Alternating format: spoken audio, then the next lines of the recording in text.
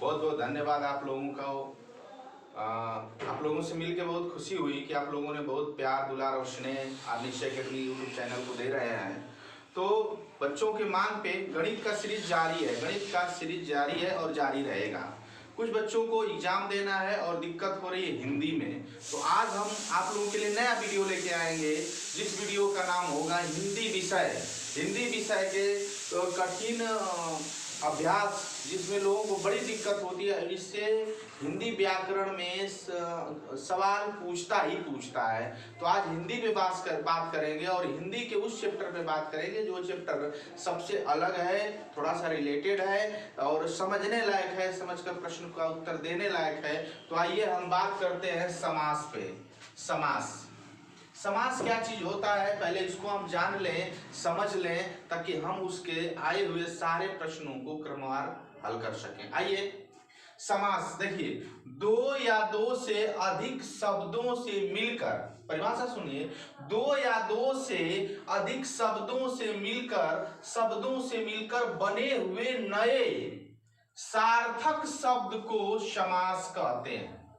मतलब दो या दो से शब्दों से मिलकर एक नया सार्थक शब्द बनता है, एक नया शब्द का निर्माण होता है जिसका कोई अर्थ हो, उसे हम क्या कहते हैं? समास कहते हैं। समास के प्रायः दो पद होते हैं। अब यही से समझने का शुरुआत हो गई है। प्रायः दो पद होते हैं।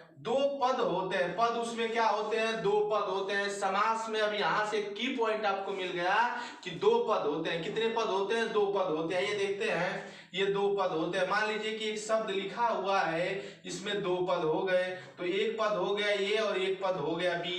ये दोनों से मिलकर एक नया शब्द का जो निर्माण होगा उसी को हम समास कहेंगे। उसी को क्या कहेंगे? हम समास कहेंगे। आइए, तो दो शब्दों से मिलकर नए शब्द को हम क्या कहेंगे? सार्थक शब्द को क्या कहेंगे? समास कहेंगे। आइए देखिए, इस पहले पद को हम कहेंगे पूर्व पद। क्या कहेंगे?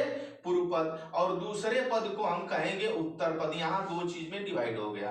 पहले पद को हम कहेंगे उत्तर पद और दूसरे पद को कहेंगे पहले पद को कहेंगे पूर्व पद, पहले पद को कहेंगे पूर्व पद और दूसरे पद को कहेंगे हम उत्तर पद। इन दोनों को मिलाकर बने शब्द को कहेंगे समासिक पद अथवा समस्त पद।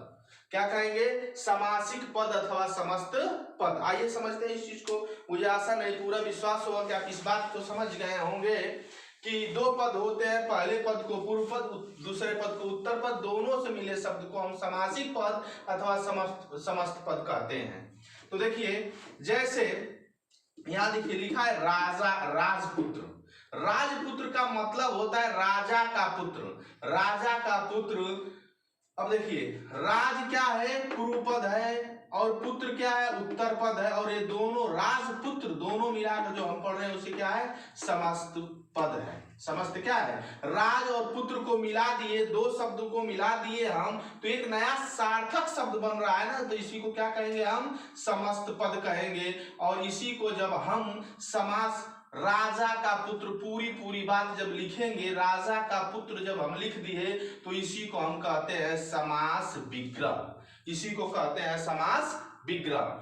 और जब हम समास बनाते हैं तो इसको जो का सेंटेंस दिया हो, का शब्द दिया होता है, इसे हम बोलते हैं विभक्ति। और जब समास हम बनाते हैं तो बीच की विभक्ति क्या हो जाती है? लुप्त हो जाती है। बीच की विभक्ति क्या होती है? गायब हो जाती है। तो अब बात समझ में आया कि जब राजपुत्र का हम बड़ा में लिखेंगे, उसकी पूरी बात लिखेंगे, राजा का पुत्र, राजपुत्र का मतलब राजा का पुत्र, तो इसे हम कहते हैं समास विग्रह। और जब विभक्ति लुप्त हो जाए, विभक्ति हट जाए, तो इसी को हम कहते हैं समास या समस्त पद कहते हैं। तो दो पद होते हैं, पूर्व पद और उत्तर पद। तो दो चीज, मुझे आशा नहीं, पूरा विश्वास होगा कि दो बातें आपको समझ में आ गई होगी। आइए, जो पद के, जो समास के प्रकार होते हैं उसको हम लोग पढ़ना शुरू करेंगे और क्रमवार समझना शुरू करेंगे। तो देखिए, पहला है अव्ययी भाव समास। पहला क्या है? अव्ययी भाव समास। यहाँ पे पहला है अव्ययी भाव समास। अव्ययी भाव समास वह समास होता है जिसका प्रथम पद यानी पहला पद, दो में से पहला पद अव्यय हो या प्रधान हो। प्रधान तो निश्चित पूछता है, वह समास बताइए जिसका पहला पद प्रधान हो। तो जिसका पहला पद प्रधान हो उसे हम क्या कहेंगे? अव्ययी भाव समास। क्या कहेंगे? अव्ययी भाव समास। अब देखिए और क्या, या पहला पद अव्यय। अब अव्यय का मतलब समझ लीजिए, यहाँ पे अव्यय और व्यय दो चीज, बच्चे यही कंफ्यूज हो जाते हैं। तो अव्यय का मतलब कि वो शब्द जो बदले नहीं, और व्यय का मतलब वह शब्द जो परिवर्तन हो जाए, उसे हम क्या कहते हैं? अव्यय कहते हैं। तो यहाँ पहला पद अव्यय हो तो देखिए, यहाँ देखिए यथाशक्ति, शक्ति में यथा लगा तो यथा बदलने वाला शब्द नहीं, अव्यय शब्द है। तो यथाशक्ति कौन सा समास हो गया? अव्ययी भाव समास हो गया। आइए यथाक्रम, यथाक्रम, यथाक्रम, तो यथाक्रम अव्यय हो गया। तो अव्यय ये बदलेगा नहीं, यथाक्रम। तो हम इसे क्या कहेंगे? इसको हम क्या कहेंगे? अव्ययी भाव समास, यानी क्रम के अनुसार। इसका अर्थ हो क्रम के अनुसार। तो ये क्या हो गया? हमारा अव्ययी भाव समास हो गया। दूसरा एक एग्जांपल दिया है आजन्म, इससे भी समझते हैं। आजन्म, आजन्म का मतलब ये आ जो दिया है उपसर्ग है, आ दिया है उपसर्ग है। आ जो दिया है वो क्या है? उपसर्ग है। तो ये उपसर्ग भी अगर पहले दे दे तो उसे क्या कहेंगे? अव्ययी भाव समास के अंतर्गत आता है। तो अब इससे हम निष्कर्षण निकालते हैं कि वह प्रथम पद जिसका पहला पद प्रधान हो या अव्यय हो या उपसर्ग हो, उसे हम क्या कहेंगे? अव्ययी भाव समास कहेंगे। अव्ययी भाव समास कहेंगे। आइए इसी के क्रम में आगे बढ़ते हुए तत्पुरुष समास। अब देखिए, इसका पहला पद प्रधान था और तत्पुरुष समास का बाद का, यानी बाद का मतलब कि दूसरा पद, या इसी को हम बताए हैं उत्तर पद भी कहते हैं। तो उत्तर पद क्या है? प्रधान है। तो इसको हम क्या कहेंगे? तत्पुरुष समास कहेंगे। जैसे देखिए राजभवन, राजपुत्र दोनों लिखा हुआ है। तो ये उत्तर पद जो होता है ये प्रधान होता है, इसे हम क्या कहते हैं? तत्पुरुष समास कहते हैं। इसको कारक और विभक्ति के आधार पर कई प्रकार में बांटा गया है। तो बस आज इतना ही इस बात को जानेंगे, समझेंगे कि जिसका उत्तर पद प्रधान होता है, जिसका उत्तर पद प्रधान होता है उसे हम तत्पुरुष समास कहते हैं। उसे क्या कहते हैं? तत्पुरुष समास कहते हैं। जैसे राजभवन मतलब राजा का भवन, राजपुत्र मतलब राजा का पुत्र। तो ये मेरा कौन सा समास हो गया? ये तत्पुरुष समास हो गया। आइए इसी क्रम में तीसरा जो मेरा समास है वो द्वंद्व समास, द्वंद्व समास है। अब देखिए द्वंद्व समास को हम कहना चाहेंगे, हम वो बात को रखना चाहेंगे इसमें अव्ययी भाव समास में प्रथम पद प्रधान था, इसमें उत्तर पद या द्वितीय पद प्रधान था, और इसमें तीसरे में आ जाएंगे तो दोनों पद प्रधान होता है। मतलब पूर्व पद भी और उत्तर पद, यानी पूर्व पद भी और उत्तर पद या प्रथम पद या द्वितीय पद, दोनों पद की इंपॉर्टेंसी होती है, दोनों पद प्रधान होता है, उसे हम द्वंद्व समास कहते हैं। और बीच में जब उसका विग्रह हम करेंगे तो क्या लगाएंगे? और लगाएंगे। और इसमें इस द्वंद्व समास को पहचानने का सबसे बड़ा रूल है कि इसमें क्या लगेगा? ये योजक चिन्ह लगा रहता है। जैसे माता पिता, तो इसको हम विग्रह करेंगे तो हो जाएगा माता और पिता और पिता और पिता। तो ये हमारा विग्रह में क्या लगे? और। तो और आए या फिर या आए या फिर अथवा आए। क्लियर? तो ये सब किसके अंतर्गत हो जाएगा? द्वंद्व समास में हो जाएगा। तो अब ये की पॉइंट निकल के आ रही है कि अव्ययी भाव समास में प्रथम पद प्रधान होता है और तत्पुरुष समास में द्वितीय पद प्रधान होता है, और द्वंद्व समास में दोनों पद प्रधान होता है। दोनों पद क्या होता है? प्रधान होता है। आइए बहुब्रीहि समास, बहुब्रीहि समास को समझने का प्रयास करेंगे। चौथा मेरा समास है और इस समास को समझने का प्रयास करेंगे। इसमें ना तो प्रथम पद और ना ही द्वितीय पद, इसमें ना तो प्रथम पद ना ही द्वितीय पद, ना ही पूर्व पद और ना ही उत्तर पद, दोनों पद प्रधान नहीं होते हैं, किसी तीसरे के तरफ इंडिकेट करते हैं। इसी को हम क्या कहते हैं? बहुब्रीहि समास कहते हैं। जैसे समझ लीजिए बात को, जैसे लिखा है लंबा उदर, लंबा उदर। इसका कोई मतलब अलग अलग नहीं निकल रहा है, लेकिन अभी मिला दे इसको तो लंब उदर यानी उदर जिसका लंबा है, अर्थात गणेश जी।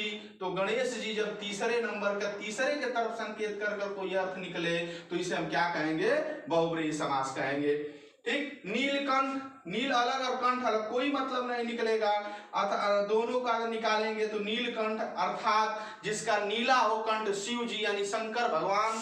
तो इसको क्या कहेंगे हम, ये जब तीसरे पे जाए देवी देवता का जब संकेत दे रहा है यहाँ पे, तो इसी को हम कहेंगे बहुब्रीहि समास। तो कुल मिला के बात अब समझ में आई गई। एक बार और रिवाइज इसको कर ले कि पहले पद प्रधान होता है अव्ययभाव समास, द्वितीय पद प्रधान होता है तत्पुरुष समास, और दोनों पद प्रधान होता है तो क्या कहेंगे उसको, द्वंद्व समास। और दोनों में कोई पद प्रधान नहीं होता है तो उसे हम कहेंगे बहुब्रीहि समास। आइए पांचवें में द्विगुणी समास। द्विगुणी समास देखिए, अब इसको समझ लीजिए कि द्विगुणी का मतलब क्या होता है। ग से गणित शब्द है। अब देखिए इसमें पूर्व पद यानी पहले वाला पद जो होता है पूर्व पद होता है, तो जो पूर्व पद होता है या तो संख्यावाची हो या तो पूर्व पद क्या हो, प्रधान हो। ये पूर्व पद संख्या, जैसे चौराहा मतलब चार राहों का समूह क्या हो गया, चौराहा। और बच्चे यहीं पे कंफ्यूज होंगे। मान लीजिए कहने का मतलब कि त्रिनेत्र, त्रिनेत्र। अब त्रिनेत्र का यहाँ भी तीन दिया है तो ये क्यों बहुब्रीहि समास होता है, क्यों नहीं द्विगुणी समास होता है। तो ये सजीव है, ये क्या चीज है, सजीव के तरफ संकेत कर रहा है कि त्रिनेत्र का मतलब तीन आंखों वाले व्यक्ति अर्थात शंकर जी। तो ये बहुब्रीहि समास के अंतर्गत आ जाएगा। यहीं पे आ जाएगा त्रिभुज। त्रिभुज, त्रिभुज का मतलब त्रिभुज तीन भुजा से बना हुआ क्या होता है, कोण होता है। त्रिभुज होता है जियोमेट्री में, गणित में। तो त्रिभुज किसके अंतर्गत आएगा, ये निर्जीव है तो ये आएगा द्विगुणी समास के अंतर्गत आएगा। आइए इसके क्रम में पढ़ते हुए सबसे इंपॉर्टेंट और सबसे महत्वपूर्ण समास है कर्मधारय समास। कर्मधारय समास, तो कर्मधारय समास को पढ़ेंगे और इसको इंपॉर्टेंस को समझेंगे कि जिस समस्त पद का उत्तर पद क्या हो, उत्तर पद प्रधान हो, अथवा पूर्व पद या उत्तर पद दोनों के बीच या तो विशेष या विशेषण हो, विशेष विशेष्य हो या विशेषण विशेष्य हो, उपमेय उपमान हो या उपमान उपमान हो या उपमेय उपमेय हो। अगर दोनों पद में ये चीज अगर होनी तो उसे हम क्या कहेंगे, कर्मधारय समास कहेंगे।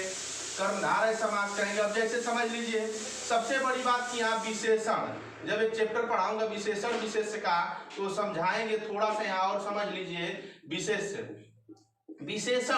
विशेषण का मतलब समझ लीजिए क्या होता है, जैसे लाल गाय होता है संज्ञा को हम कहेंगे विशेष, और जब संज्ञा की जो विशेषता बताता है उसे हम कहेंगे विशेषण। तो लाल गाय आ गई, लाल गाय। तो मान लीजिए कभी कभी आता है कि लाल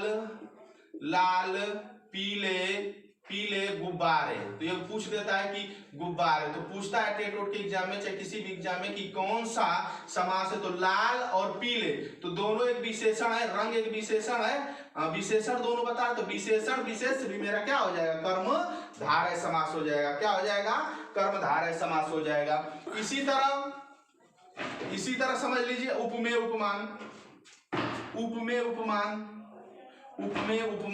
तो उपमेय जो होता है वो व्यक्ति सूचक है, व्यक्ति को संकेत करता है, व्यक्ति के अंगों को संकेत करता है। और उपमान क्या चीज है, प्राकृतिक सूचक है। जैसे देखिए चरण और कमल, तो जो चरण और कमल, चरण व्यक्ति का है, चरण इंसान का होता है, और कमल प्राकृतिक की देन है। तो चरण और जो कमल है ये दोनों किसका एग्जाम्पल हो गया, कर्मधारय समास का, चरण कमल। उसी तरह चरण कमल के समान क्या है, चरण है। अब एक चीज आ गया अधर पल्लव। अब आइए अधर पल्लव, इसमें भी उपमेय उपमान है। अधर का मतलब होता है ओठ, और पल्लव का मतलब जैसे पल्लव, जैसे नया जन्म होता है किसका, पल्लव का, पेड़ के पत्तियों का। तो क्या होता है अधर पल्लव, कि जो ओठ है वो अधर पल्लव के समान है। तो अधर पल्लव में कौन सा समास होगा, तो इसमें हो जाएगा धारय समास हो जाएगा। महान पुरुष मतलब विशेष से विशेष है, महान पुरुष तो हो जाएगा यह कर्मधारय समास। तो मुझे आशा नहीं पूरा विश्वास होगा कि ये समास आपको अच्छे तरीके से समझ में आ गया होगा। वीडियो देखने के लिए आप लोगों को बहुत बहुत धन्यवाद। हम चाहेंगे आर निश्चय एकेडमी के यूट्यूब चैनल को ज्यादा से ज्यादा सब्सक्राइब, शेयर और कमेंट करें। बहुत बहुत धन्यवाद।